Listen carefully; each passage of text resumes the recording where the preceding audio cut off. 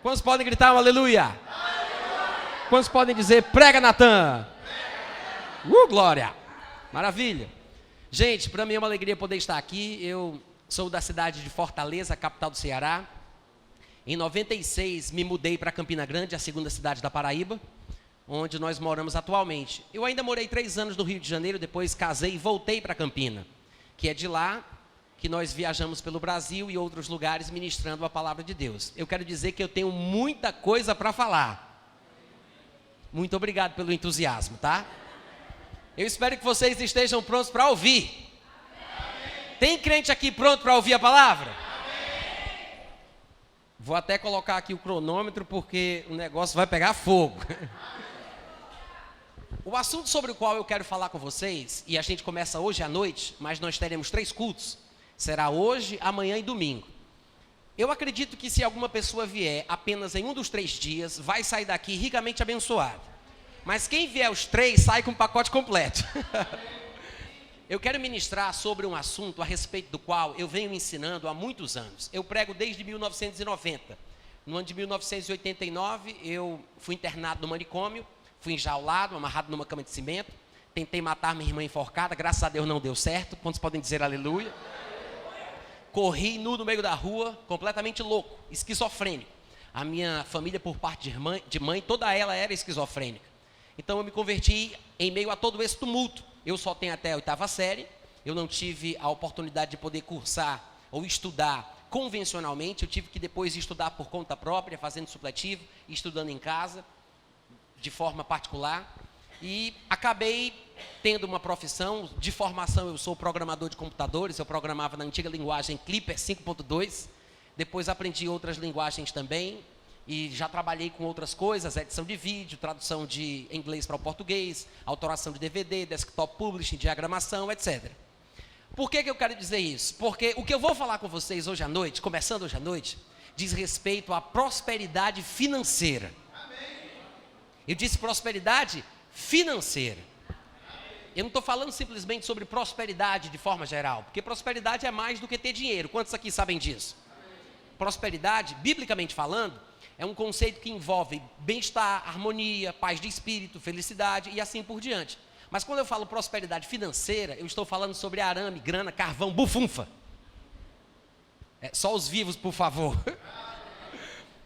Então é o seguinte, eu tenho uma história nessa questão, e se alguém aqui pensa que poderia se conformar com a vida que vive, na situação que se encontra, falando sobre projetos de vida, alvos a serem alcançados, metas financeiras, se alguém poderia pensar que pode se conformar porque nasceu na cidade errada, na família errada e teve a história errada, essa pessoa seria eu, porque até doido eu fui. Você já foi doido? Então de loucura eu entendo. Até doido eu já fui, né? Tinha uma plantaçãozinha de maconha no quintal da minha casa, não era para tráfico, era consumo próprio, amém? Então, completamente perdido, usuário de drogas, cheirava cola, tomava anfetamina, fumava maconha, totalmente perdido. Tinha brinco nessa orelha, cabelo grande, fã de Raul Seixas, até internado do manicômio eu fui. Mas Deus me tirou de lá, como a Bíblia diz. Deus tira o homem do monturo e faz ele se sentar com os príncipes. Eu creio nisso, irmãos, com todo o meu coração. Mas quando eu me proponho a falar sobre prosperidade, e veja que prosperidade não é somente ter dinheiro, eu sei que isso é uma coisa que nós temos que entender, também está relacionado ao desenvolvimento intelectual, profissional, a questão emocional e assim por diante do ser humano. Mas quando nós nos propomos a estudar sobre dinheiro, nós temos que entender, ou sobre prosperidade, nós temos que entender que é da vontade de Deus. É da vontade de Deus que o seu filho, o seu servo, que o homem a quem ele criou a sua imagem e semelhança, tenha abundância na vida. Amém. Não faz sentido Deus criar o mundo inteiro, não faz sentido, gente, Deus criar o mundo inteiro, com todos os recursos minerais e naturais que ele contém, para que isso fosse usufruído pelas tropas de Satanás, pelo povo de Satanás, pelos pecadores, pelo povo do mundo. Não faz sentido. Quando Deus fez o homem à sua imagem e semelhança, e alguns dizem que uma possível melhor tradução seria: Deus fez o homem uma duplicata em espécie da própria categoria divina. Quando Deus fez o homem assim, Deus deu ao homem recursos e condições para o homem viver e viver bem. O pecado bagunçou tudo, Satanás fez as coisas desandarem, e nós temos muitos textos na Bíblia que ensinam sobre pobreza e prosperidade, sobre abundância e sobre escassez, sobre o céu e sobre o inferno, sobre Jesus e sobre Satanás. Nós, como pessoas supostamente tementes a Deus, pessoas que têm interesse nas coisas de Deus, nós precisamos, irmãos, nós precisamos buscar as instruções que o manual do fabricante nos dá a respeito das coisas da vida. Nós temos instruções, e eu peguei o tablet, mas na verdade eu estava querendo falar a Bíblia, tá? O manual do fabricante é a palavra de Deus. Vocês podem dizer amém de vez em quando?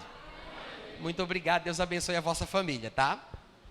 A Bíblia é o manual do fabricante. Quer se compreender, quer se entender melhor? Quer saber quais são os recursos que Deus colocou em ti quando te fez como Ele? Quais são as coisas que estão ao teu redor que vão funcionar em teu benefício? Quer aprender como é que a vida deve ser vivida? Quais as coisas que Deus colocou neste mundo para te abençoar? Vai para o manual do fabricante. Amém, gente? Qual é o problema de muitos cristãos? Eles se deixam levar pela religiosidade, pelo ponto de vista do seu pregador predileto, pelo que diz a sua denominação, por causa daquilo que a gente aprendeu desde pequenininho, e assim vai. Mas a palavra de Deus é desprezada o tempo todo. Mas quando nós consideramos o que a Bíblia diz a respeito de todas as coisas da vida, não apenas dessa, mas quando consideramos o que a palavra de Deus diz a respeito das coisas da vida, nós vamos de bem a melhor. Amém, irmãos? Alguém poderia dizer, mas tem muito desequilíbrio na igreja evangélica a respeito da questão da prosperidade financeira. Tem muita gente falando muita besteira, tem muito pastor ladrão, e eu sei que isso é verdade. Mas nós vamos tocar em todos esses assuntos nesses 3 dias, se Deus permitir e eu conseguir também. Amém, gente? A Bíblia tem ao todo 31.102 versículos. 31.102 versículos. Eu sei porque, como eu trabalho com um pouco de programação, e eu faço algumas versões para o programa da Bíblia que eu uso no meu tablet, eu acabei me deparando com esse número toda a vida que eu colocava uma nova versão dentro do aplicativo. Então eu sei que são 31.102 versículos. 31.102 versículos. Em meio a estes versículos, 215 deles falam especificamente sobre fé. Eu li isso uma vez num livro que tratava sobre essas questões de finanças, e eu não tive ainda oportunidade ou meios de poder verificar se essa conta é verdadeira, mas nesse livro o autor dizia que existem ao todo 215 versículos que falam especificamente sobre fé, 218 versículos que falam especificamente sobre salvação, 500 versículos que falam especificamente sobre oração. Mas existe um total de aproximadamente 2.084, 2.085 versículos que falam especificamente sobre dinheiro. Vocês podem dizer, uau! Isso não significa, presta atenção, não significa que o assunto do dinheiro é mais importante do que fé, oração ou salvação. A razão de existirem mais versículos na Bíblia falando sobre coisas relacionadas ao conceito do dinheiro não mostra que o dinheiro é mais importante. Talvez indique que é a coisa com a qual o homem mais tem dificuldade na vida. Alô? Talvez signifique que eu não quero água aqui não, viu gente? Pode deixar aí mesmo, tá? Talvez isso signifique que este seja o ponto no qual os crentes mais têm problema. Eu estou pregando muito bem hoje à noite. Cadê os amigos? Aleluia. Talvez seja um assunto no qual a gente tem mais problema. Eu digo o crente, o religioso, o homem que serve a Deus, o piedoso a Deus, desde o período do Antigo Testamento até o período da Nova Aliança. Talvez seja um ponto no qual nós sempre estamos tropeçando. Jesus Cristo, ele contou inúmeras parábolas. Eu costumava dizer que Jesus tinha contado 40 parábolas. Depois, recentemente, eu fiz uma reavaliação nessa minha contagem e eu percebi que uma das parábolas não era parábola. Na verdade, era uma história provavelmente verídica, onde Jesus Cristo fala sobre algo que deve ter acontecido nos seus dias, não sei se na adolescência ou no período da sua maturidade, mas ele cita sobre um homem rico e um homem pobre que morava na frente desse rico. Inclusive, ele cita um nome próprio, ele diz o nome do homem, que é Lázaro. E os dois vêm a morrer, um é sepultado, o outro é levado ao seio de Abraão e assim por diante. Então, alguns dizem que é uma parábola, mas quando eu fui reavaliar, eu percebi que não era uma parábola e eu tirei dessa contagem. Então, na verdade, existem 39 parábolas que Jesus Cristo contou que estão registradas nos evangelhos. Se algum evangelho apócrifo desses que existem por aí conta uma outra parábola, não interessa. Das parábolas que nós temos em Mateus, Marcos, Lucas e João, das parábolas que nós temos escritas, nós temos 39 ao todo. E dessas 39 parábolas que Jesus contou, 19 delas envolvem questões relacionadas a dinheiro. Diga amém. Olha só, Jesus contou 39 parábolas, 19 é só sobre dinheiro. Isso quer dizer o quê? 48% é quase a metade, gente. 50% seria a metade, mas 48% das parábolas que Jesus contou, pelo menos das que nós temos registradas, das 39, 48% é só sobre dinheiro. Mais uma vez, eu preciso repetir, porque tem gente que se esforça para me entender errado. Eu não estou dizendo que o dinheiro é a coisa mais importante. Eu não estou dizendo que a prosperidade financeira é a marca de um crente que serve a Deus. Eu não estou dizendo que ter muito dinheiro é marca de gente que é santa, ou de gente que é piedosa. Não estou dizendo isso. Mas com certeza, talvez este seja um assunto, ou para um extremo, ou para o outro, que mais causa dificuldade no corpo de Cristo. Ou porque o povo tem uma mentalidade equivocada em relação à prosperidade, achando que um crente espiritual de verdade não pode ter dinheiro, porque é incompatível ter dinheiro e ser espiritual. Ou porque tem gente que vai para o outro lado, que pensa que quem é espiritual de verdade é muito rico, porque Abraão era. Ou vai para um lado da estrada, ou vai para o outro. Ou cai no extremo, ou cai no outro. Há quem pense, e quem pensa assim, a Bíblia diz, tem a mente enfatuada, é besta abestalhada e não entende o que diz. Tem gente que pensa que a piedade é fonte de lucro. Mas a Bíblia diz que a piedade só é fonte de lucro para quem tem contentamento em viver a piedade. Porque o lucro que a piedade traz é o cumprimento das promessas desta vida e da que há de vir. É por isso que Paulo diria que o exercício da piedade para tudo é proveitoso. Por quê? Porque tem em si o cumprimento das promessas da vida que agora é, como da vida que há de vir. Mas tem gente que pensa que quanto mais santo for, mais rico deve ser. Quanto mais piedoso for, mais rico tem que ser. Homem santo de verdade só anda de carro do ano importado. Eu estou dizendo que tem gente que pensa assim, viu gente? Pode dizer amém. Eu não estou pregando isso não. Alô? Tudo bem, pessoal? Boa noite, a paz do Senhor. Então, o que é que a gente precisa fazer? Ensinar o que a Bíblia diz. No Novo Testamento, existem duas coisas das quais o texto bíblico diz que a gente deve fugir. Eu disse duas coisas das quais o crente tem que fugir. E curiosamente, irmãos, o diabo não é uma delas. Vocês estão ouvindo o que eu estou falando? Eu disse que no Novo Testamento tem duas coisas das quais nós temos que fugir. E curiosamente, o diabo não é uma delas. A Bíblia diz, sujeitai-vos a Deus, resisti ao... E ele? Quem é que foge? Até o diabo é que foge de nós, quando a gente faz a coisa certa. Mas tem duas coisas das quais nós precisamos fugir. A Bíblia diz, em 1 Coríntios 6,18, fugi da impureza. E em 1 Coríntios 10,14, Paulo diz, fugi da idolatria. No Novo Testamento, só temos duas coisas das quais nós temos que fugir. Então, olha só. A Bíblia diz que nem do diabo a gente deve fugir. A gente resiste ao diabo e o diabo... Quem é que foge? O diabo o quê? Quem é que foge?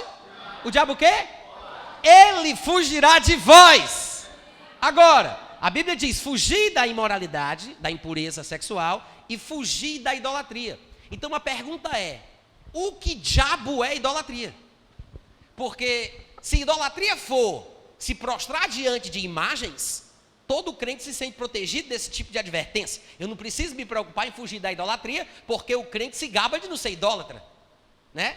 Só que tem um detalhe, o Novo Testamento reconceitua, traz um conceito novo do que é idolatria. Paulo, em Gálatas capítulo 3, no versículo 5, ele diz, fazei, pois, morrer a vossa natureza terrena, 2 pontos, e ele dá uma lista do que compõe a nossa natureza terrena, e ele diz, prostituição, impureza, lascívia, desejo maligno e avareza, que é idolatria. Diga, vixe, é muita treta.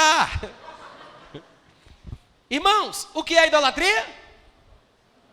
Não, vamos lá, gente. Eu fiz uma pergunta, eu espero uma resposta. O que é idolatria? Avareza é o quê? Idolatria. O que é idolatria? A avareza é idolatria. A idolatria é a avareza. Agora fica mais fácil da gente entender por que cargas d'água a Bíblia diz para a gente fugir da idolatria. Porque da idolatria, no que diz respeito à prostração a imagens, nenhum crente se preocupa. Mas em relação ao querer ficar rico, esse negócio de querer dinheiro, amar o dinheiro, querer ficar rico, isso é um perigo. Porque às vezes, por meio de coisas lícitas, como o trabalho, a mensagem da fé, a teologia que ensina a prosperidade e coisas que são bíblicas e autênticas, eu acabo perdendo o caminho. Eu posso me desviar daquilo que é bom, enquanto eu penso que estou vivendo aquilo que é certo. Eu posso me desviar da verdade, pensando que estou fazendo a coisa certa, quando na verdade estou pegando um caminho errado. É por isso que é muito perigoso. E se você parar para pensar, a necessidade que a gente tem na vida, a necessidade de dinheiro, de suprir as nossas carências e assim por diante, são coisas autênticas, coisas a respeito das quais Deus mesmo dá suprimento. Deus não é contra o crente ter dinheiro, Deus não é contra o crente ter abundância em tudo aquilo que ele tem, Deus não é contra o crente prosperar financeiramente, não é contra, não é contra. Da mesma forma que Deus não é contra o crente ter desejo sexual, querer fazer sexo, o homem gostar de mulher, a mulher gostar do homem, não é errado, não tem problema. Só que tem um detalhe, assim como o desejo sexual, o interesse do homem pelo suprimento financeiro, também podem sair do plano e da vontade de Deus. Assim como a necessidade e o desejo sexual pode se transformar em pecado, o interesse do homem pela prosperidade financeira também pode. Assim como é preciso fugir da impureza e não do sexo, é preciso fugir da avareza e não do dinheiro. Eu estou pregando muito bem hoje à noite, gente. Vocês têm que participar mais. Você está aprendendo alguma coisa?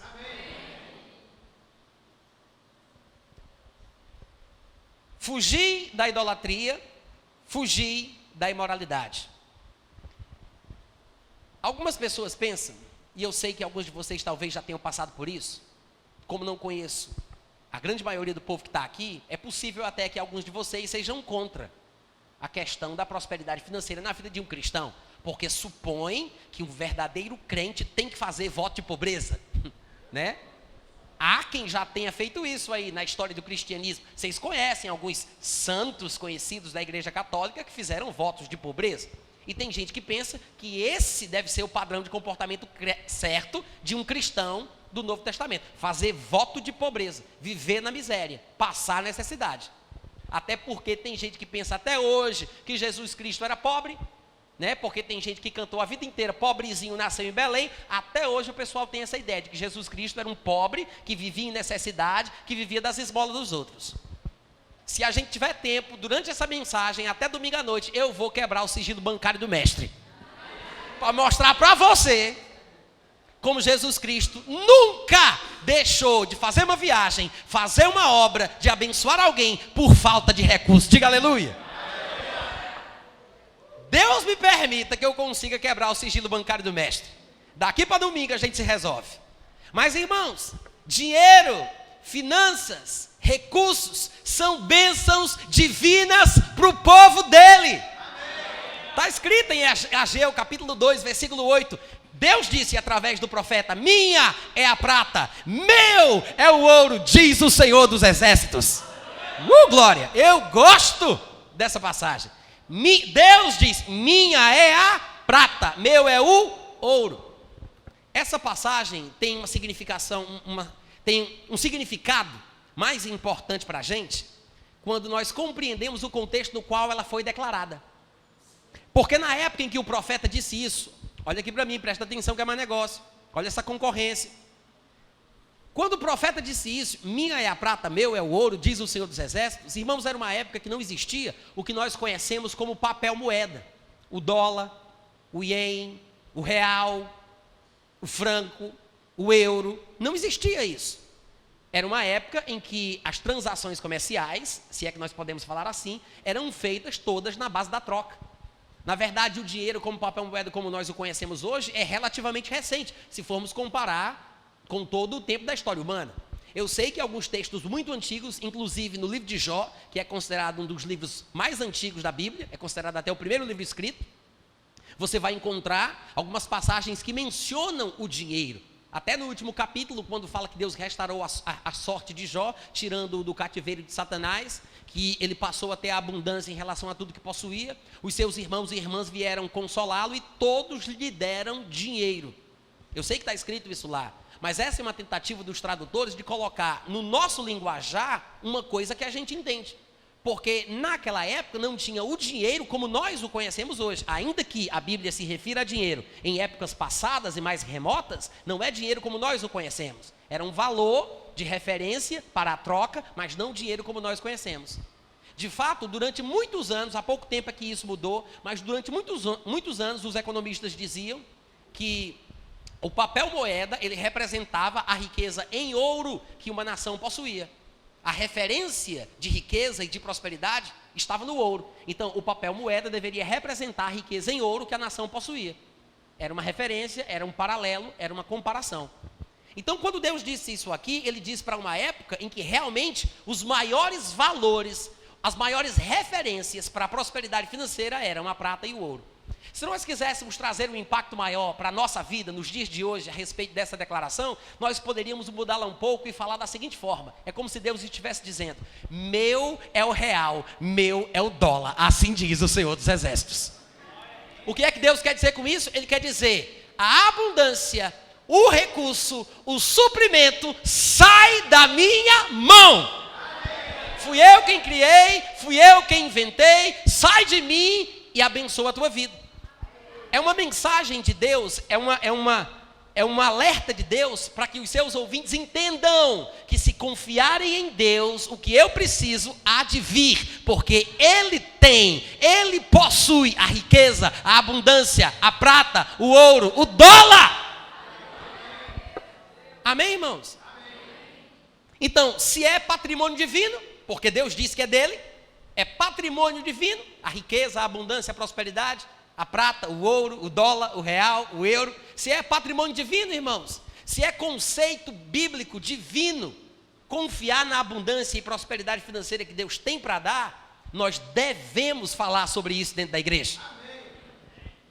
Amém, gente? É preciso que nós façamos isso. O problema é que às vezes os nossos conceitos sobre riqueza e pobreza é que são equivocados. Tem muita gente que não entende o que de fato significa ser pobre, assim como tem muita gente que não entende o que de fato significa ser rico ou ser próspero. Uma das frases que eu queria que você aprendesse ao longo dos 3 dias, e se você sair daqui sabendo só disso, se você aprender só isso, eu me dou por satisfeito. Se você sair daqui com a sua cabeça entendendo o que é prosperidade, eu vou me sentir feliz. Agora, prosperidade é o quê? A frase que eu quero que você aprenda para o resto da vida. Prosperidade é a ausência de necessidade. Vocês podem repetir? Prosperidade é a ausência de necessidade. Mais uma vez, porque pode cair na prova. Como é que é? Prosperidade é a ausência de necessidade. Prosperidade é ter carro importado? Prosperidade é ter 2 lanchas? Prosperidade é ter 5 casas? Pode estar dentro do conceito de prosperidade, né? Eu sei que é uma opulência, às vezes até desnecessária, mas a questão aqui não é essa. Mas prosperidade, nos conceitos bíblicos, irmãos, prosperidade, biblicamente falando, é ter ausência de necessidade. Ausência de necessidade. E eu não estou dizendo aqui que Deus apenas supre a nossa necessidade, porque Deus, além de suprir a necessidade do crente, Ele também satisfaz o desejo do seu coração. Tá? Ainda tem esse outro lado da história também.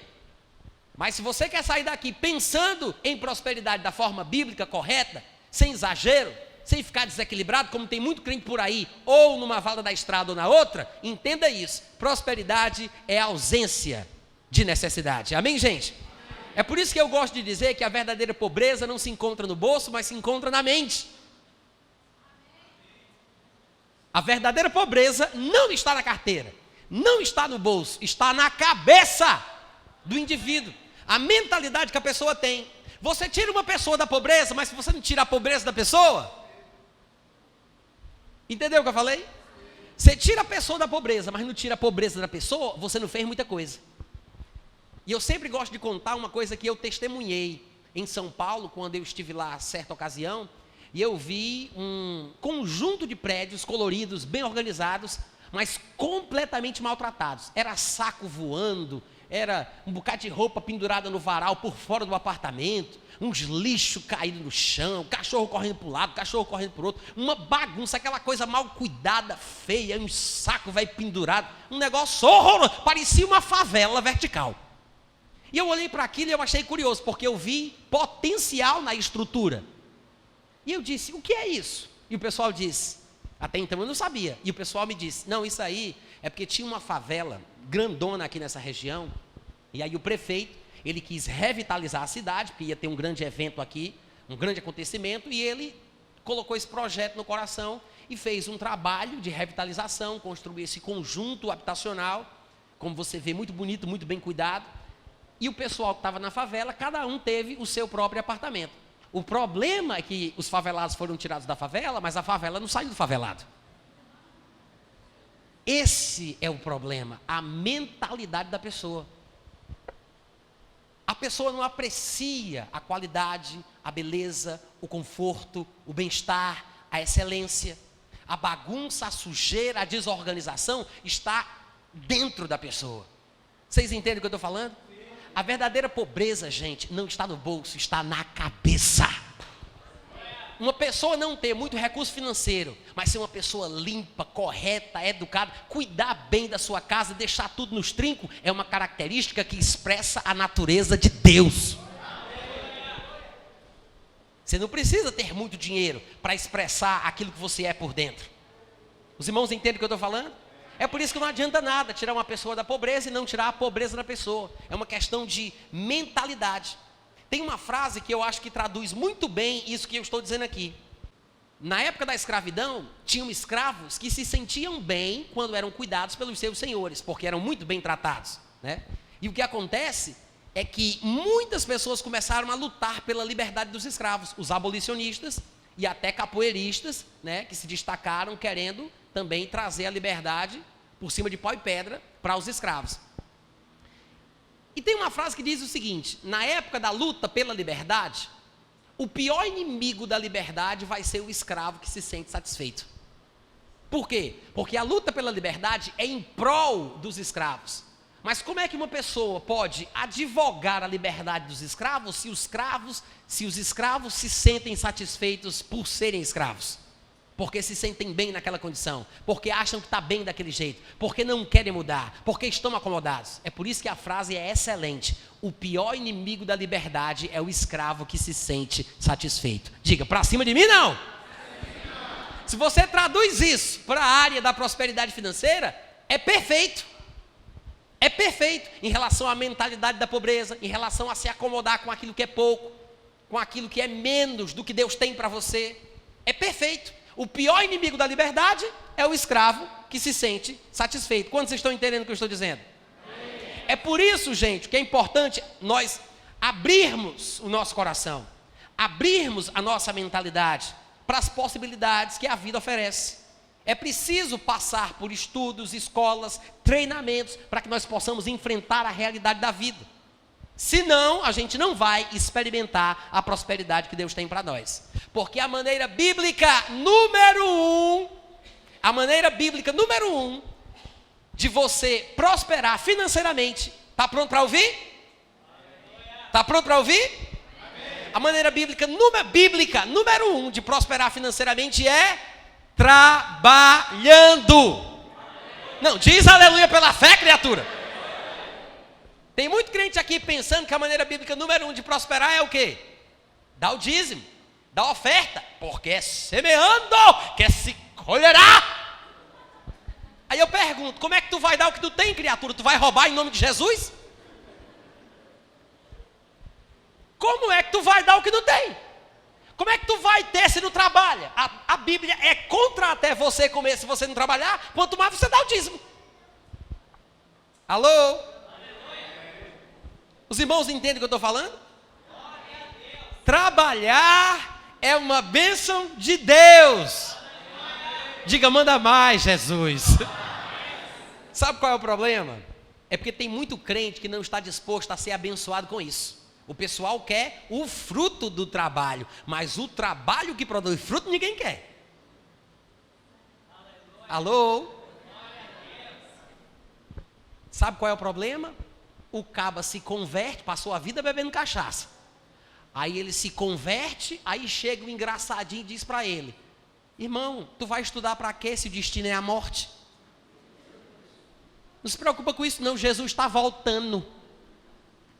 Aí fica um bocado de vagabundo dentro da igreja, sem trabalhar, sem estudar, sem querer fazer faculdade. Por quê? Porque Jesus está voltando e eu vou perder o meu tempo, gastar o meu tempo no ministério. No ministério, um vagabundo que não estuda e não faz nada, vai para lá, Satanás. Deus não tem interesse em pessoas desocupadas. Deus quer pessoas que entendam a importância do compromisso e da responsabilidade. Deus nunca chamou vagabundo para a obra. Pode correr a Bíblia de Gênesis a Apocalipse, você nunca vai ver Deus chamando um vagabundo. Vem cá, vagabundo amado e querido, que te farei uma luz para as nações. Nunca. Nunca. Todos os homens que foram chamados para trabalhar no ministério eram pessoas que tinham algum trabalho, alguma profissão, alguma atividade em alguma coisa. Pode procurar na sua Bíblia. Amém, gente? É por isso que as pessoas do mundo prosperam. Já parou para pensar? Por que aquele teu vizinho macumbeiro tem carro bom? Pensa bem. Por que aquele cara que vive fumando cigarro, que vive bebendo cachaça, consegue colocar os filhos dos melhores colégios da cidade? Por que eles se vestem bem? Por que eles comem bem? Por que não passam tanta necessidade quanto você? Porque você, em vez de estudar e trabalhar, pensa que Deus vai mandar dinheiro porque tu lê muita Bíblia. E como ele não vai para a igreja, você acha injusto que um cara como esse, que não dá o dízimo, seja próspero e você não. Aí tu vai e fica com inveja. Fica com raiva. Pois eu vou dizer uma coisa para você, gente. Deus estabeleceu princípios, leis, por meio das quais todas as bênçãos dele caiam sobre todas as pessoas do mundo. Todas as pessoas do mundo. Esse é o problema. A maioria dos crentes pensa que Deus é evangélico. Entendeu o que eu falei? A pessoa se sente confortável achando que está protegida, mesmo que seja na sua vagabundagem, porque Deus é da minha religião, Deus é evangélico, Deus é está do meu lado, então vai dar tudo certo. Irmãos, ou a gente entende que Deus estabeleceu princípios para que nós prosperemos financeiramente, não só a prosperidade financeira, mas os princípios de Deus são para todas as áreas da nossa vida. Mas estamos falando aqui sobre questão relacionada a dinheiro, então a gente tem que falar sobre isso. Também faz parte dos princípios de Deus. O trabalho é um princípio divino para a prosperidade financeira. Amém? Amém? As leis de Deus são assim. Por exemplo, se eu pegasse aqui um quadro negro atrás de mim, colocasse com giz, 2 mais 2 é igual a... E eu perguntasse, qual é a resposta? Quem sabe responder? E entrasse um bêbado cambaleando ali pelas portas, pegasse o giz da minha mão e respondesse 4, ia deixar de ser verdade só porque quem respondeu não é um evangélico? Só porque quem deu a resposta é um bêbado, um alcoólatra, vai estar errado? Não. Por quê? Porque as leis da matemática funcionam para todos que as aplicarem. Da mesma forma, as leis de Deus para a prosperidade financeira vão funcionar para todos os homens que executarem tais leis. Diga amém. Amém. Tem passagens que mostram isso muito claramente. Eu não quero me deter profundamente nesse assunto, ou pelo menos nesse ponto, mas eu acho que é importante discutir com vocês a respeito da questão. Lá em Gênesis capítulo 1, textos bem conhecidos, versículos 26, 27 e 28, dizem o seguinte: Deus disse, observa bem, façamos o homem à nossa imagem, conforme a nossa semelhança. Tenha, olha só, tenha, quem consegue continuar a frase? Qual é a próxima palavra que vem depois?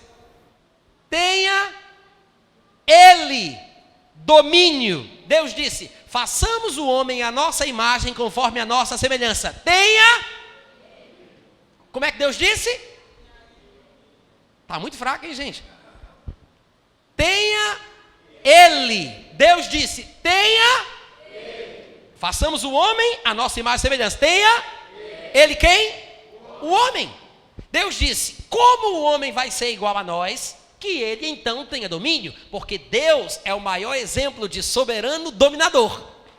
Então Deus diz, como é igual a gente, domine também, tenha ele domínio sobre os peixes do mar, as aves dos céus, os animais domésticos, sobre toda a terra, sobre todos os répteis que rastejam pela terra. Criou, pois, Deus o homem à sua imagem o criou, homem e mulher os criou. E Deus os abençoou e disse, sejam fecundos, multipliquem-se, encham a terra, sujeitai-a. Olha o que Deus diz, sujeite a terra. Deus não disse, eu vou dominar a terra através de você, ó meu fantoche amado. Deus não disse isso. O homem não foi feito uma marionete evangélica, o homem não foi feito um fantoche de Deus. O homem não é um robô, é a imagem e semelhança do Criador. Isso significa que o homem tem em si, por ser igual ao Criador, um elemento criativo, capaz de realizar coisas, de criar coisas. Tudo que a gente vê aqui, gente, é invenção humana. É criação humana. O púlpito, o tablet, a Bíblia, o microfone, os computadores, é invenção e criação humana. Sim, há uma centelha divina que queima no espírito humano, mas Deus quis que fosse assim. Agora, se o homem não sujeitar a terra, se o homem não dominar sobre os peixes do mar, sobre as aves, os animais, toda a terra, ninguém dominará. Deus nunca quis dominar o mundo através do homem. Desde o plano original, Deus disse, façamos o homem como nós e ele tenha domínio.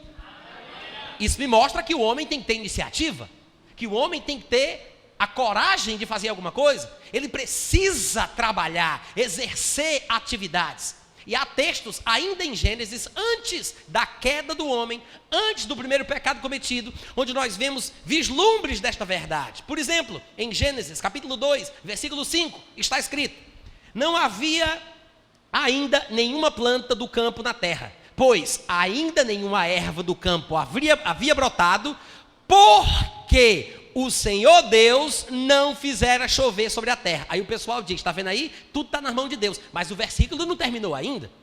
Diz, porque o Senhor Deus não fizera chover sobre a terra e... O Senhor Deus não fizera chover sobre a terra e juntar aquilo que foi dito com aquilo que está a ponto de se dizer. Ou seja, não havia brotado ainda nada, porque Deus não tinha feito a parte dele e... também não havia homem para lavrar o solo. Então esse negócio de colocar a prosperidade, o resultado, o fruto na mão de Deus é tolice. É tolice, gente. Alô? Só os vivos, por favor, tá? É tolice. A Bíblia diz, não havia ainda brotado erva do campo, por quê? 2 pontos. Deus não tinha feito a parte dele e não tinha homem para fazer a parte dele. Dá um grito de aleluia, crente. Diga, eu vou fazer a minha parte. Eu digo, creio que Deus faz a dele, mas eu faço a minha. Amém, gente? E em Gênesis 2,15 nós temos uma declaração surpreendente. A Bíblia diz, tomou, pois, o Senhor Deus ao homem e o colocou no jardim do Éden para o cultivar e o guardar. Não era nem Deus que iria guardar ou cultivar o jardim. Deus fez o homem e o colocou no jardim para o homem fazer o seu trabalho, para o homem cultivar a terra, para o homem guardar o jardim. Sabe o que é que isso me mostra? Gênesis 2,15, que eu acabei de ler, é antes do primeiro pecado. Sabe o que isso significa, gente? Que trabalhar não é maldição. Não veio depois da queda, já estava no pacote das bênçãos de Deus. Cultivar a terra, guardar a terra, fazer alguma coisa é trabalho. E o trabalho já fazia parte o trabalho já fazia parte do pacote quando Deus disse, e viu que tudo era bom. Quer dizer, trabalhar é bom. Diga isso, nem que seja pela fé, fazendo muito esforço. Diga isso. Isso, vai falando, vai colocando para fora para ver se funciona. Diga de novo. Oh, aleluia. Trabalhar é bom. Muito bom. Eu sei que tem gente que não gosta, né? Eu sei que tem gente que inventa desculpa. Tem muita gente que é preguiçosa. E para os que não sabem, eu quero aqui explicar e deixar bem claro, porque afinal de contas, pregação também é cultura. Preguiça é a capacidade fenomenal que o homem tem de querer descansar antes de ter feito esforço físico. Diga, não sou preguiçoso. Diga, vou trabalhar. E em Gênesis 2:19, mais uma vez mostrando a parceria divina entre Deus e o homem, a parceria bíblica entre Deus e o homem, está escrito: havendo, pois, o Senhor Deus formado da terra todos os animais do campo, todas as aves dos céus, trouxe-os ao homem para ver. Eu sei que parece uma coisa insignificante, supérflua, que deve ser desprezada. Parece que não tem uma grande revelação nisso, mas eu vou mostrar para você. A Bíblia diz que Deus fez os animais, as aves, e Deus trouxe ao homem todos os animais que ele havia feito. Deus trouxe para ver como o homem os chamaria. E o nome que o homem desse aos animais, aos seres viventes, este seria o nome deles. Irmãos, é muita confiança de Deus no homem que ele criou. Esse momento é o momento que relata, é o início, é o primeiro versículo que relata a criação da mulher. Logo em seguida, Deus vai dizer que não era bom que o homem estivesse só. Por quê? Porque Deus tinha criado todos os animais em pares, macho e fêmea, e o homem tinha sido criado só na sua espécie. Não havia homem e mulher até então. Então Deus disse, não é bom que o homem esteja só nesse sentido. Não no sentido de não ser solteiro.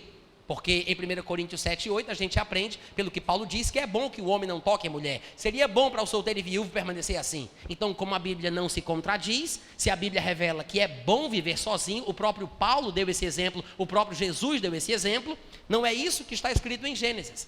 Deus estava dizendo que o homem não deveria ficar só na sua espécie, e não no estado civil de solteiro. Quantos podem dizer amém? Se vocês quiserem aprender mais sobre isso, como não dá para pregar a Bíblia toda numa noite só, então entra lá no meu site, natanrufino.com.br, procura vídeo, aí tem as subcategorias, tem a parte de relacionamentos, aí procura lá, a pessoa certa para casar, Igreja Batista da Lagoinha. Assiste esse vídeo e eu tenho certeza que Deus vai falar contigo. Aí estuda mais aprofundadamente sobre essa questão de escolher a pessoa para casar, quem é a pessoa certa para casar, existe alma gêmea evangélica ou não existe, e assim por diante. Mas eu quero apenas falar o seguinte, esse aqui é o momento em que Deus vai dar ao homem uma companheira. Então ele faz os animais passarem na frente do homem para ver como o homem vai chamar os animais. De todos os animais que o homem vê, a nenhum deles ele diz, varoa, serás tu a companheira. A nenhum dos animais ele diz isso. Ele não achou uma companheira que lhe fosse idônea. Então Deus o faz adormecer, cria a mulher a partir de uma costela sua, e ele chama aquela criatura de varoa, porque do varão foi tomada, osso do osso, carne da carne, e assim por diante. Mas é interessante a confiança que Deus tem no ser humano. Deus tem tanta confiança porque ele sabe o que foi que ele fez. Ele sabe tanto que o homem é dotado de ciência, entendimento e capaz, que ele traz os animais para ver. Gente, Deus traz os animais para ver. Já parou para pensar que Deus está simplesmente vendo o que o homem vai fazer? Como o homem vai chamar os animais? O que o homem vai dizer? Deus está simplesmente vendo. E é interessante a gente parar para pensar que em muitas situações da nossa vida, Deus está apenas vendo o que a gente vai fazer. E não tem nada de errado nisso. Deus trouxe os animais para ver. Amém? Sabe por que é importante entender isso? Para tirar aquele pensamento equivocado de muitos crentes que dizem, mas eu estou esperando em Deus. Quem foi que disse que isso está certo? Existem momentos na nossa vida que de fato é preciso ter paciência. Não somos oniscientes, não sabemos o que o futuro nos aguarda. A própria Bíblia diz, vocês que se precipitam dizendo, amanhã iremos para tal cidade, venderemos, negociaremos. Cuidado, não fale assim, não diga, se Deus quiser e eu estiver vivo, porque a gente não sabe o que é o futuro, a gente não sabe o que é que nos aguarda, a nossa vida é só uma poeira, a Bíblia diz isso. Lá em Tiago está escrito exatamente isso. Então eu não posso ser soberbo pensando que vai acontecer só porque eu estou falando pela fé. Muitas vezes pensamos que é fé, mas é presunção. Porque tudo que foge da Bíblia não pode ser fé, porque a fé vem pelo ouvir a palavra de Deus. E a Bíblia diz que devemos ser pessoas humildes, moderadas, sabendo que não sabemos de tudo. Amém, gente? Existem momentos que temos que esperar em Deus, principalmente quando não sabemos o que o futuro nos reserva. Mas existem situações que eu me pergunto, em vez de você estar esperando em Deus, será que não é Deus que está esperando por você? Amém? Existe um tempo em que a criança tem que ser levada pelos pais nos braços, porque não consegue andar com as próprias pernas, não consegue se vestir. Até o estilo de roupa e a cor que a criança veste depende do gosto do pai. Mas chega um momento em que um pai responsável vai soltar esse filho no chão e vai forçar a criança a andar com as próprias pernas. Ele o solta, toma distância e diz: vem pro papai, vem pro papai. Gente, da mesma forma, Deus está esperando por nós. Eu preciso entender que existem momentos em nossa vida que nós temos que fazer alguma coisa. Deus trouxe os animais ao homem para ver. Oh, maravilha! Para ver como o homem o chamaria, para ver o que o homem faria, para ver como o homem reagiria. Desde o início de tudo, antes do pecado, a Bíblia mostra que Deus deu ao homem uma responsabilidade extraordinária. E nós precisamos entender que essa é a vontade de Deus para a nossa vida, assumir as rédeas do nosso destino. Amém, gente? É por isso que eu digo, e eu vou repetir, que o trabalho é a maneira número 1 para a prosperidade financeira. E você viu nos textos que nós lemos aqui de Gênesis, que o trabalho estava presente como bênção de Deus, como parte do pacote das coisas boas que Deus havia criado, antes do homem cair. O problema é que a gente não entende o que é trabalho. A gente não sabe o que significa trabalho. O nosso conceito de trabalho é limitado. Por exemplo, se uma mãe tem um filho de 1 ano de idade e ela tem que cuidar desse filho, trocar a roupa, dar banho, alimentar, e se você perguntar para uma pessoa, isso é trabalho? Muita gente vai dizer, não, isso não é trabalho. As pessoas não sabem o que é trabalho. E se eu perguntasse, essa mãe que cuida do filho, que alimenta, que veste, que cuida dele, está trabalhando? Muita gente vai dizer que não. Mas, irmãos, é muito trabalho. Uma dona de casa que lava a roupa, que varre o chão, que cuida da casa, está trabalhando? Algumas pessoas vão dizer que não. Mas se você pagar para uma babysitter cuidar do seu filho, aí você vai dizer que ela trabalha. Se você pagar para uma diarista vir lavar e varrer a sua casa, você diz que ela trabalha. Por que você que faz a mesma atividade não está trabalhando?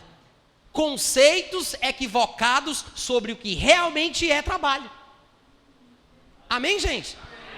As atividades de Adão no Éden, de cultivar, guardar, plantar, dar nome, administrar, era trabalho, sim, senhor.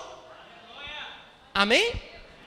E é isso que Deus tem em mente. Ele quer que o homem faça a sua parte. E quando eu falo o homem, eu digo o ser humano, de forma geral. É da vontade de Deus que todos os homens desenvolvam as suas habilidades e que cheguem longe no seu potencial, que trabalhem, que executem atividades, que prosperem. É da vontade de Deus.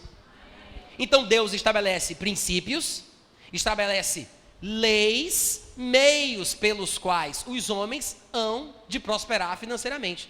O problema é que as pessoas não estão fazendo a sua parte. Irmãos, eu me lembro muito bem daquilo que minha mãe dizia quando eu era bem pequenininho. Ela vivia dizendo o tempo todo, meu filho, vai estudar, o sol nasce para todos.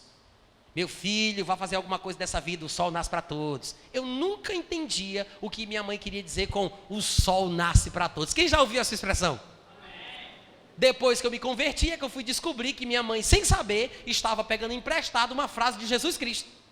Lá em Mateus, no capítulo 5, versículo 45, Jesus disse: para que vos torneis filhos do vosso Pai Celeste, porque Ele faz o sol nascer sobre maus e bons e vir chuvas sobre justos e injustos. Em outras palavras, as coisas boas que Deus criou, o sol, a chuva, as bênçãos de Deus, é para todos os seres humanos. Jesus disse, o sol nasce para o bom e para o mal. A chuva cai sobre o justo e o injusto, porque Deus não faz acepção de pessoas. As bênçãos de Deus que incluem o sol, a chuva, o trabalho e outras coisas mais, são para todos. O problema é que tem muita gente que não quer trabalhar ou não quer experimentar essa bênção divina. Mas é de Deus, gente. O trabalho é bênção de Deus. É por isso que o povo do mundo prospera. Porque eles estudam, fazem faculdade, fazem especialização, fazem hora extra, estão sempre dedicados. O que impede uma pessoa do mundo de prosperar financeiramente, o que impede e o que atrapalha a sua vida, não é a sua dedicação, não são os seus estudos, não é o seu trabalho, é o pecado. O que impede a pessoa de prosperar mais, ou de viver bem, ou de experimentar coisas melhores, não é porque ele estuda, trabalha, se dedica, é porque ele peca. E o pecado é uma desgraça que corrói como câncer. Os irmãos entendem o que eu estou falando? Mas Deus dá a todos. O sol nasce para todos. A chuva cai sobre o justo e sobre o injusto. De fato, lá em Atos capítulo 17, quando Paulo foi levado ao Areópago, no versículo 25, ele diz: Deus não é servido por mãos humanas como se de alguma coisa precisasse, porque Ele mesmo, Paulo falando de Deus, Ele mesmo é quem, olha que coisa linda, Deus dá a todos vida, respiração e tudo mais. Será que alguns de nós que somos evangélicos temos coragem de dizer isso? Que Deus dá para todo mundo vida? Aquele macumbeiro vizinho lá da tua casa, pensa nele agora. Que Deus dá para todo mundo, não é só para o povo que é da tua religião não, viu? Deus dá para todo mundo vida, respiração e tudo mais. Ô glória! Isso quer dizer que tudo que é bom, que vem de Deus, é para todos. Diga amém. Está aí porque tem gente que prospera e gente que não prospera. Não é só porque a pessoa é crente e a outra não é. Não é só porque dá o dízimo e o outro não dá. Não é só por isso não, gente. Tem um lugar bíblico para o dízimo na vida cristã, na nova aliança. A gente vai falar sobre isso. Mas nós temos que entender que o trabalho é a mola motora para a prosperidade financeira. É assim que os recursos chegam, que os recursos entram, é por meio do trabalho. E claro que todo trabalho tem que ser uma mão de obra especializada. É preciso ter conhecimento, é preciso ter formação, é preciso ter interesse. Amém? Faz parte da vida cristã. Prosperar intelectualmente, emocionalmente, socialmente, melhorar, ser uma pessoa melhor, crescer. Irmãos, até porque, para pensar bem, o que é que adiantava você ganhar $1 milhão da noite para o dia, sem ter estrutura para lidar com tanto dinheiro? Você que é pai, não faria uma tolice dessa, entregando R$200 na mão de uma criança de 2 anos? Você não daria. Por quê? Porque ela não tem estrutura, ela não tem maturidade, ela não tem condição de lidar com tanto dinheiro, ela não foi preparada, ela não foi treinada, ela não está pronta. Por que você acha que só porque um homem está fazendo um apelo, porque tem gente que é assim, não, chegou um pregador aí bem ungido, que diz que quando ele esfregar o cotovelo ungido dele na minha cabeça, eu vou receber a unção da prosperidade, e eu vou sair daqui achando um bocado de dinheiro. Da onde Deus iria fazer isso com você? Da onde Deus ia pegar você do jeito que você está, vagabundo, preguiçoso, sem formação nenhuma, sem responsabilidade, sem qualquer tipo de estrutura? E eu não estou falando de você não, viu gente? Se você achar que isso se encaixa na tua vida, fica sorrindo, olhando para frente, que ninguém vai desconfiar que é contigo. E isso vai treinando. Por que Deus faria isso com a tua vida? Você pensa que é uma bênção? Seria uma maldição. Se você pensa que é mentira, se você pensa que é exagero, vá no Google, vá no YouTube, procure pessoas que ganharam na loteria, que depois ficaram pior do que estavam antes. Vá procurar as matérias do Globo Repórter, do jornal, vá procurar na internet, vá assistir. Dezenas e dezenas de casos, histórias e mais histórias, de pessoas que não tinham nada, que prosperaram porque tiveram sorte de ganhar uma bolada de dinheiro de uma vez só, mas não estavam psicologicamente preparadas, espiritualmente preparadas, intelectualmente preparadas, não tinham condição. Minha mãe sempre dizia, quem nunca comeu melado, quando come se lambuza. Nunca vi um ditado verdadeiro como esse. É ou não é? Minha mãe, sua santa sabedoria. É exatamente isso que acontece. Irmãos, Deus não é irresponsável. Ele não quer te amaldiçoar com uma grande bênção. Ele quer que você esteja pronto para vivê-la todos os dias. Mas tem gente que pensa, mas Natan, eu sempre pensei que o trabalho fosse uma maldição. Afinal de contas, não foi depois que o homem caiu que Deus disse, no suor do rosto comerás o teu pão, até que tornes à terra, pois dela foste formado, porque tu és pó, e ao pó tornarás. Tem gente que diz, isso não é uma prova? Esse versículo não é uma prova de que o trabalho é uma coisa ruim, é uma praga, uma desgraça, uma maldição? Ah, se eu pego quem inventou o trabalho? Isso é uma má interpretação da Bíblia. Gente, nós já lemos aqui versículos que mostram a importância do trabalho e as atividades que o homem tinha que efetuar e desenvolver antes dele cometer o primeiro pecado. Cultivar a terra, guardar a terra, fazer alguma coisa. Não havia brotado ainda fruto nenhum em árvore nenhuma, porque Deus não tinha feito a parte dele e não tinha homem para fazer a sua parte. Deus quis que sempre fosse assim, desde o começo. Deus faz a sua parte, o homem faz a sua parte. O homem tem que fazer alguma coisa. A atividade, o trabalho que o homem desempenharia é o que nós chamamos de trabalho. Então não vem dizer para mim que o trabalho é consequência da queda ou que é uma maldição, porque Deus disse, no suor do rosto comerás o teu pão. Se você analisar bem a Bíblia pela Bíblia, porque a Bíblia se interpreta ela mesma, o que isso significa é o seguinte, Deus está dizendo que a partir dali, do pecado para frente, o homem não poderia mais, como vinha fazendo, trabalhar sem se cansar. A partir de agora, o homem comeria o seu pão no suor do seu rosto. O cansaço, a fadiga, o estresse, a limitação ao trabalho é que é a praga e não a maldição. É a praga e não a bênção. Amém, gente? Acabei misturando aqui. O cansaço, a fadiga, o estresse, o suor do rosto, não o trabalho em si. Quantos estão me acompanhando? Amém. Diga, o trabalho é uma bênção. O cansaço é a maldição. Mas tem aqueles que se dão por mais espirituais, né? Que se acham mais espirituais, mais sabidinhos. Tem muita gente que pensa que é bonito ser feio, né? E quer se amostrar que tem muito entendimento, que é mais espiritual. Aí diz, mas tudo bem, a sua mensagem é muito linda, irmão Natan, mas eu particularmente não vou me basear nas obras da minha carne, porque eu não vivo por obras, eu vou viver pela fé. Já viu gente dizendo isso? Que vai viver... Quem não precisa dizer que é você, disfarça. Mas não tem muita... Os primos de vocês, os colegas de vocês, do trabalho, da família, não tem gente por aí que diz isso, mas eu vou viver pela fé? Tem ou não tem, gente? Tem. Tem gente que diz isso, mas nem sabe o que é que está dizendo. E se você for cutucar para descobrir, você vai ver que no fundo do fundo, eles querem dizer o seguinte, que vão vagabundar para Jesus. No fundo, trocando miúdo, o que eles querem dizer é que eles vão vagabundar para Jesus. Por quê? Porque uma pessoa que tem fé de verdade, no padrão da Bíblia, tem ações correspondentes.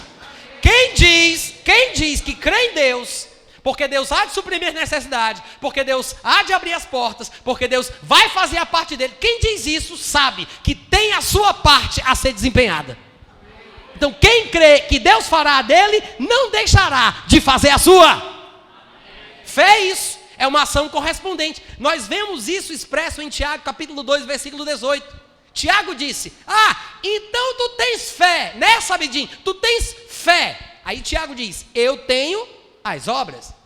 Aí ele diz, tu tens fé? Tá certo, eu tenho as obras. Vamos fazer o seguinte, mostra-me essa tua fé sem as obras, que eu, com as minhas obras, vou te mostrar o que é ter fé.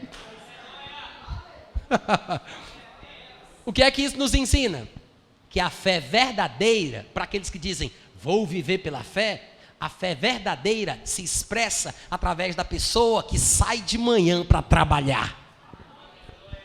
Se a pessoa não está empregada naquele momento, ela não está parada porque ela tem fé. Ela não deixa de estudar porque ela tem fé. Ela sempre está fazendo um currículo porque ela tem fé. Ela vai atrás de um emprego porque ela tem fé. Ela bate de porta em porta porque ela tem fé. Ela sabe e ela crê que fazendo a sua parte, Deus fará a dele. Isso é fé. Isso é fé. Ações correspondentes. É uma pessoa que faz a sua parte. O resto é tolice, é presunção. É por isso que na cultura judaica, e vocês sabem que a salvação vem dos judeus, a eles pertence tudo aquilo que a gente crê, as alianças, a lei, dele também descende o Cristo, os patriarcas e etc.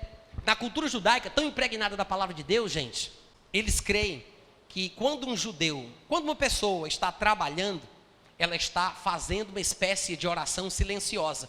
Porque desde o princípio do mundo, desde Gênesis, os judeus entenderam que Deus fez o homem à sua imagem e semelhança, uma duplicata em espécie da sua categoria, para que o homem dominasse, para que o homem fizesse a sua parte.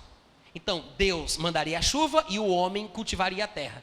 Deus faz a parte dele, o homem faz a sua parte. Então, quando um judeu trabalha, é como se ele estivesse orando a Deus, dizendo: eu creio, Deus, nos teus princípios, eu creio na tua palavra, estou fazendo a minha parte, porque eu sei que tu não deixarás de fazer a tua.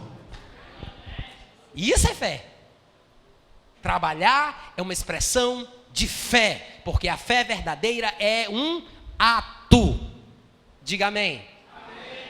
Tem um texto bem popular, mas não tão bem compreendido, que se encontra em Josué capítulo 1. Eu queria que você abrisse lá comigo. Josué capítulo 1.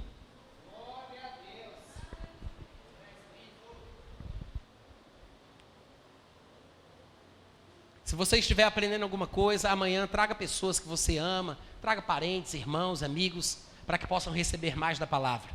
E depois, provavelmente, esse material vai para o meu site. Também tem um aplicativo, tá, gente? Para Windows Phone, Android, para iPhone.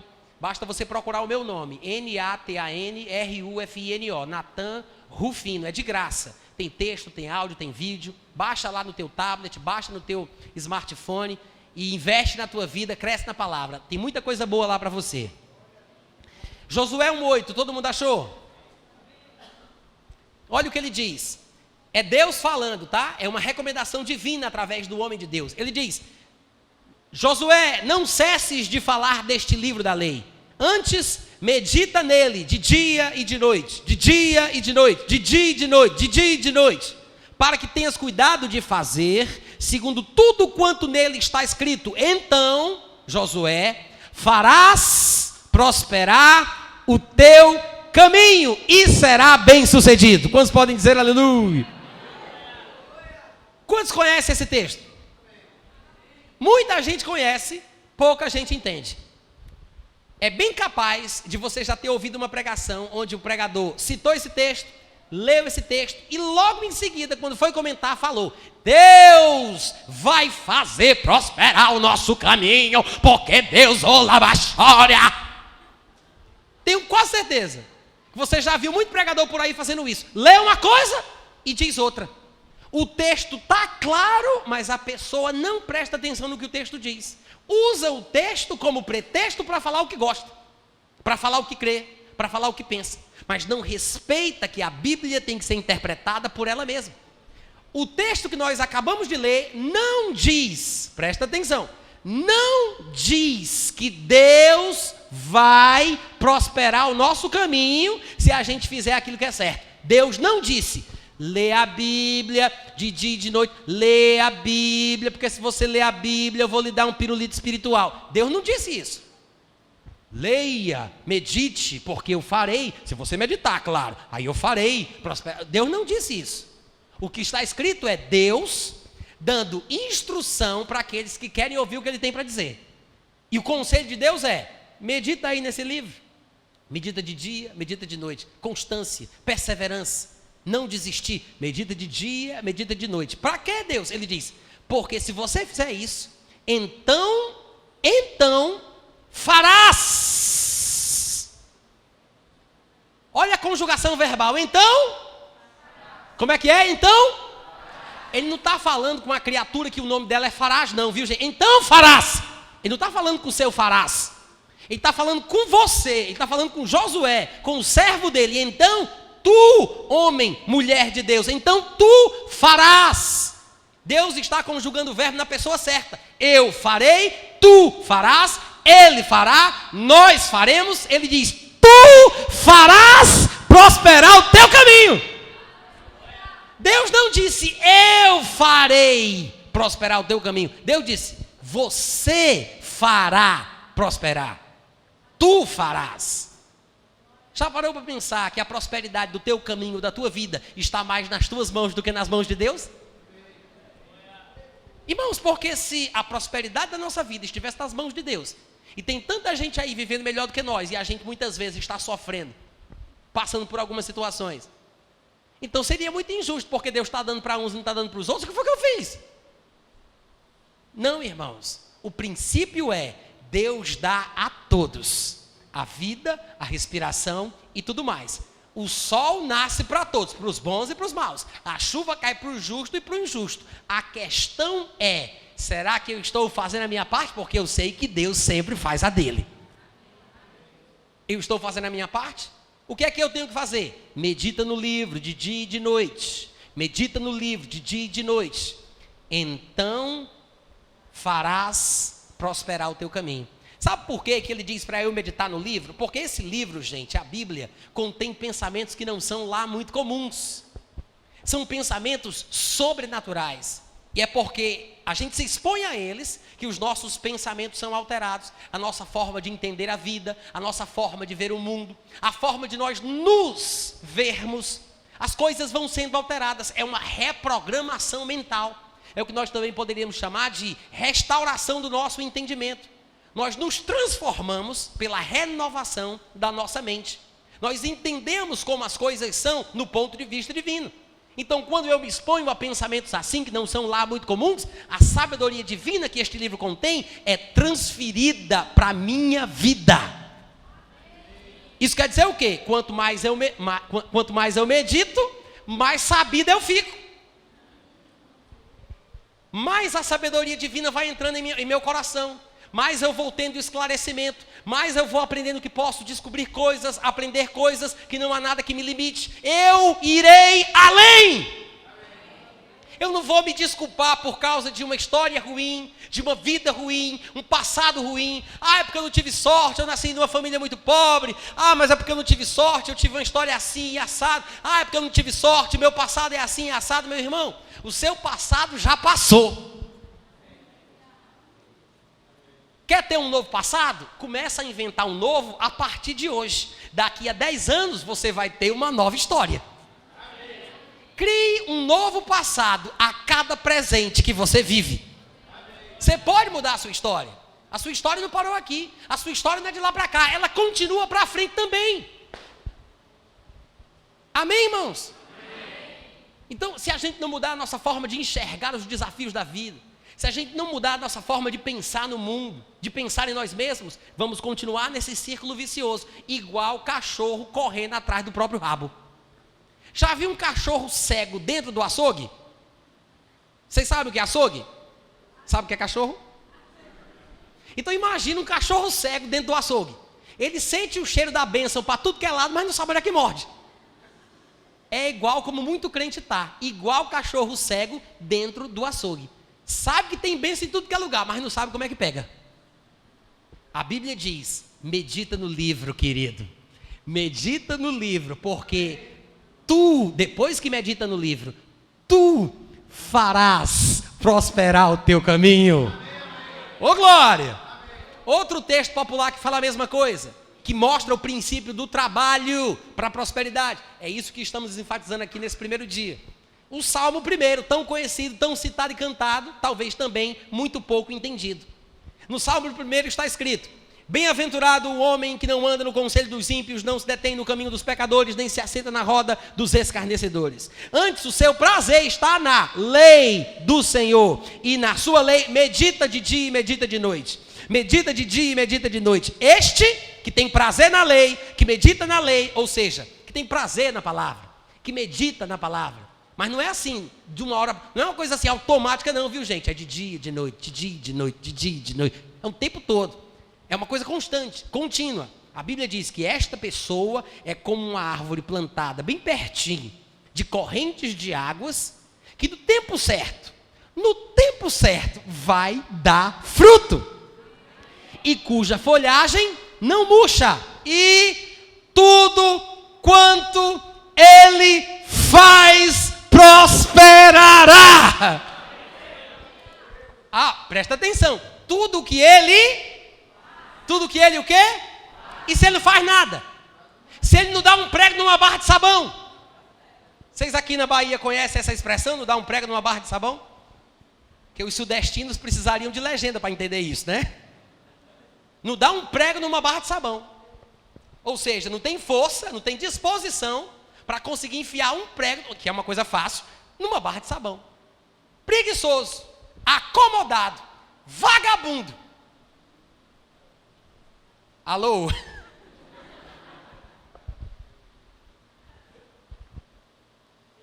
Irmãos, não, faz assim comigo, enche assim, estufa o peito assim como se carregasse o rei na barriga, vai, diga assim,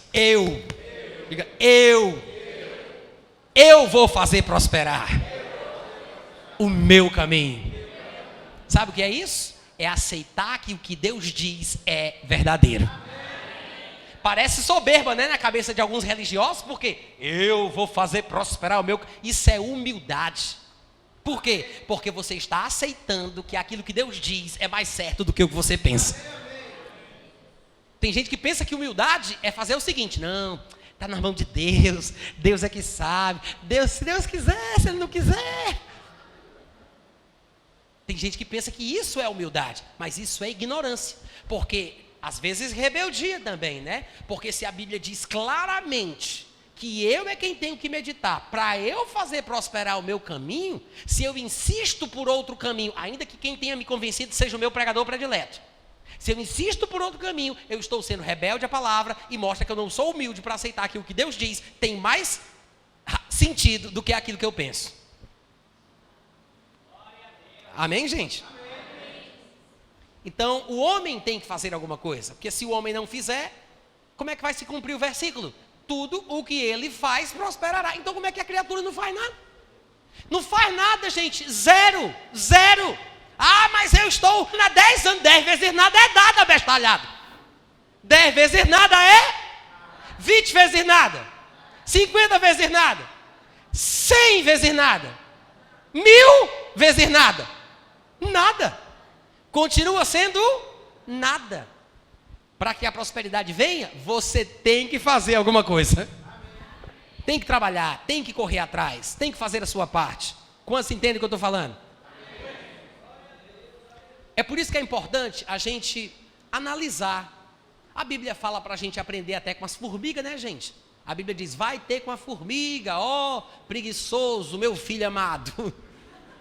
Vai ter com a formiga. A Bíblia diz que até com a formiga a gente aprende. Sabe o que é que isso mostra? Eu posso aprender além das formigas. Eu posso aprender com as pessoas da vida, que são trabalhadoras, que são estudiosas, que estão prosperando. Eu posso espiar o tipo de vida que eles vivem. Assim como eu posso olhar para aqueles que se perderam em pensamentos ou comportamentos equivocados. Como estas pessoas que ganharam na loteria, que prosperaram da noite para o dia, mas que não tinham estrutura, não tinham preparação, não estavam prontas e acabaram ficando pior do que estavam. Não só gastaram todo o dinheiro que ganharam, como ficaram endividados. Muitas histórias assim. O que é que eu faço? Eu vou estudar, vou observar, vou apreciar os exemplos que a vida me oferece. Tem um ditado popular que é muito interessante, e eu sempre faço uso dele porque acho que é bem verdadeiro. Diz que tem pessoas que são burras. Quem são os burros? São aqueles que cometem erros na sua vida, mas não aprendem com os erros que eles cometem. Então, ele não percebe, mas ele comete um erro e repete o mesmo erro mais para frente. Depois ele repete o mesmo erro de novo. Ele erra e não aprende com os próprios erros. Estes seriam os burros. Mas tem pessoas que são inteligentes, que eles erram e aprendem com os próprios erros que eles cometeram. Mas tem pessoas que são sábias, que aprendem com os erros dos outros.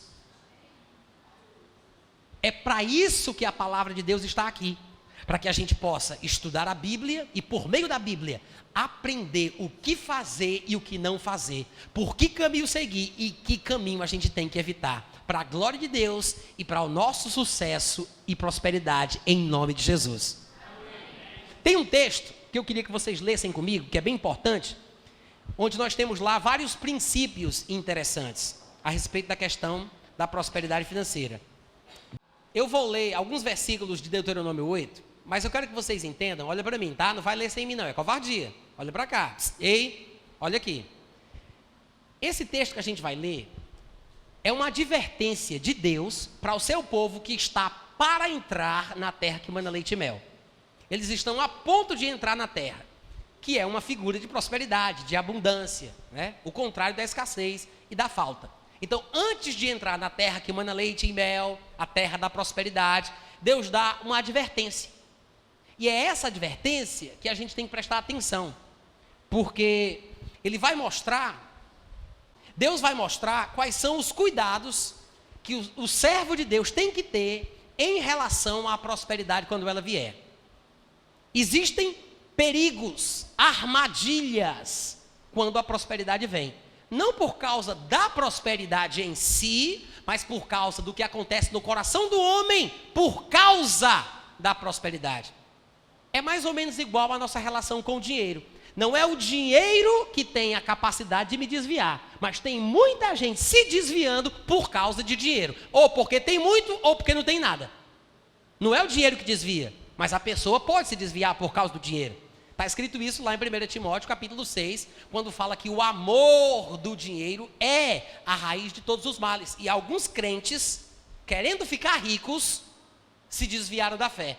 Então, é possível se desviar da fé, da verdade, da palavra, por causa do amor do dinheiro ou por causa da vontade de ficar rico. Então, essa advertência aqui em Deuteronômio 8, ela fala basicamente sobre o mesmo princípio, a mesma verdade. E você vai ver que Deus ele não tem nada contra a prosperidade, a abundância, mas ele faz advertências pontuais, severas, com respeito à atitude que o crente tem que ter em relação à prosperidade. Versículo 11, Deus diz, antes dele entrarem na terra, tá? É antes de tomar posse da bênção. Versículo 11, guarda-te, não te esqueças do Senhor teu Deus, não cumprindo os seus mandamentos, os seus juízos, os seus estatutos que hoje te ordeno.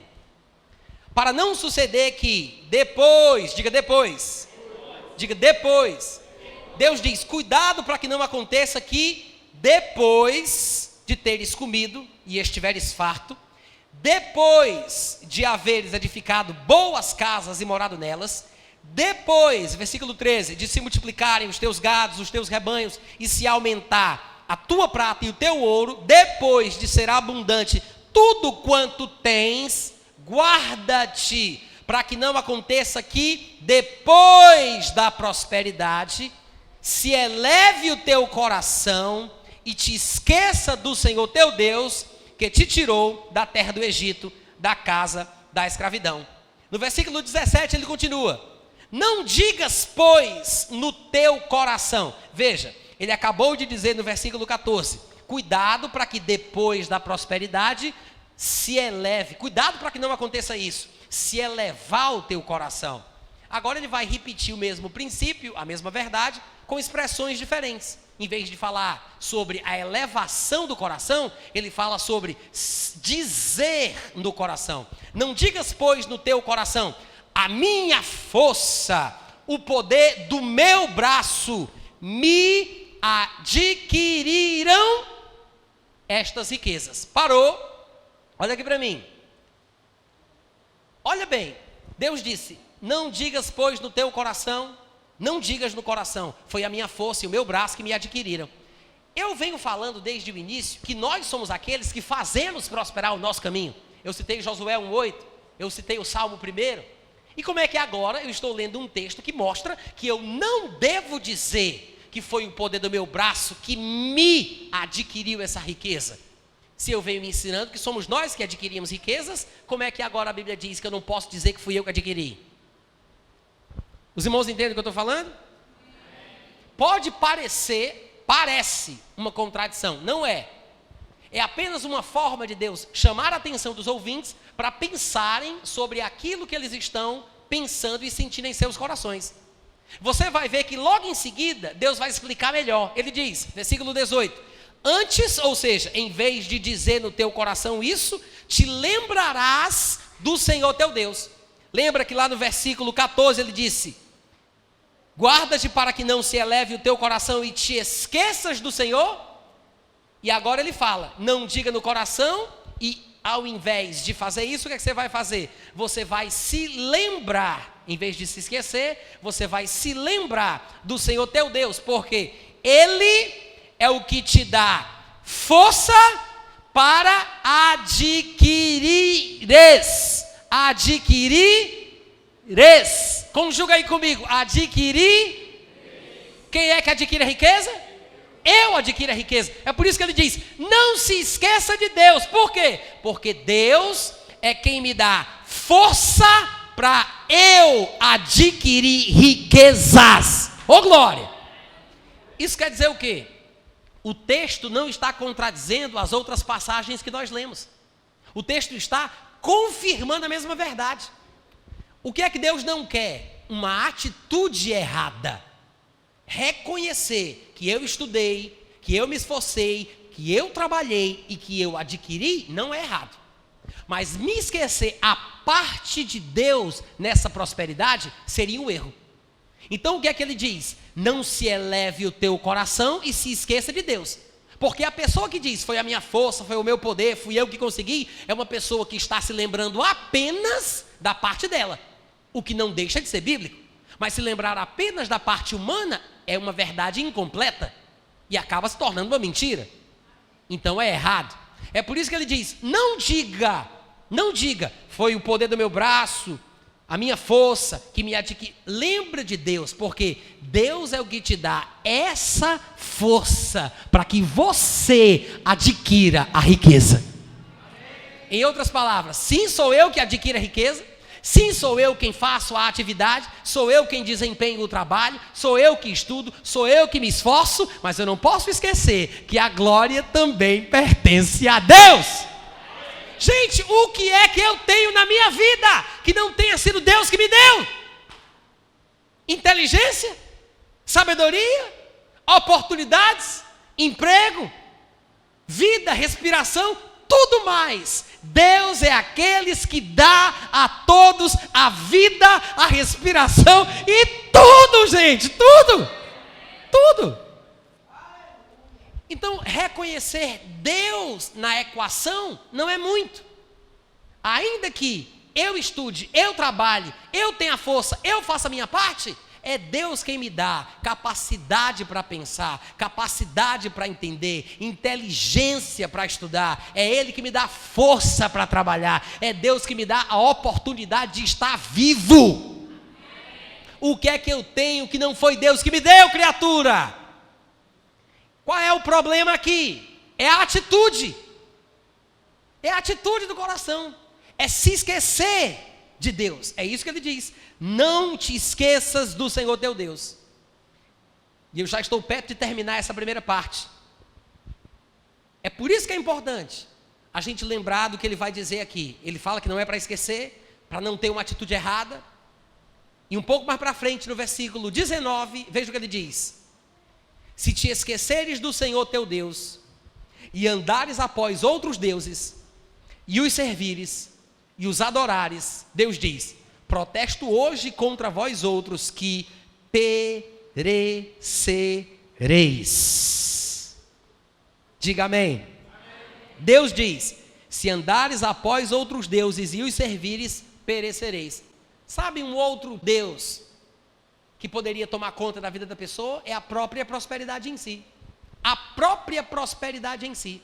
Me lembra muito essa expressão aqui do versículo 19, do capítulo 8 de Deuteronômio, me lembra muito aquilo que Jesus disse em Mateus 6, 24. Ele disse, ninguém pode servir dois senhores, porque ou há de aborrecer-se de um e amar ao outro, ou se devotará a um e desprezará o outro. Aí ele conclui dizendo, não podeis servir a Deus e às riquezas. Jesus disse, não dá para servir Deus e servir a riqueza. Porque você vai amar um e desprezar o outro. Vai se devotar a um e se esquecer do outro. Jesus está dizendo que amar riqueza é perigoso. Diga amém. Jesus não disse que ter riqueza é perigoso. Ele disse que amar riqueza é. Ele disse que não dá para servir a Deus e servir, se devotar às riquezas. É a mesma coisa que Deus disse aqui: se te esqueceres do Senhor teu Deus e andares após outros deuses e os servires e os adorares, a riqueza pode ser um Deus na minha vida, o dinheiro pode ser um Deus na minha vida, as finanças, as bênçãos de Deus podem tomar o lugar do Deus das bênçãos. Entendeu o que eu falei? O que é que adianta ser abençoado e se esquecer do Deus que deu a bênção? Os irmãos entendem o que eu estou falando? Isso seria se esquecer de Deus.